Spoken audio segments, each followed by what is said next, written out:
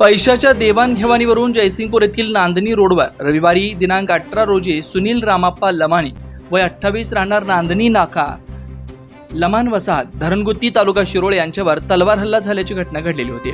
दरम्यान या घटनेनंतर संशयित आरोपी फरारी झाले होते। जयसिंगपूर पोलीस ठाण्याच्या गुन्हे शोध पथकाने या प्रकरणातील तिघा संशयितांना अनंतपूर तालुका अथणी जिल्हा बेळगाव येथून अटक केली। यात विनोद कासू पवार वय 24, अरविंद बाबू पवार वय 25 दोघे राहणार कालीबांग तांडा विजापूर व विनोद बाबू जाधव राहणार लमान वसाहत नांदणी नाका धरणगुत्ती या तिघांना जयसिंगपूर पोलिसांनी अटक केली।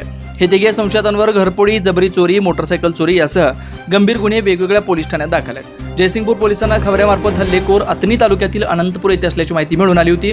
यानंतर जयसिंगपूर पोलीस ठाण्याचे सहाय्यक पोलीस निरीक्षक दीपक कदम, विशाल जगताप, निलेश मांजरे, ताहिर मुल्ला, मोहसिन कुलकर्णी, वैभव सूर्यवंशी आणि शतापीने या तिघांना ताब्यात घेतलाय।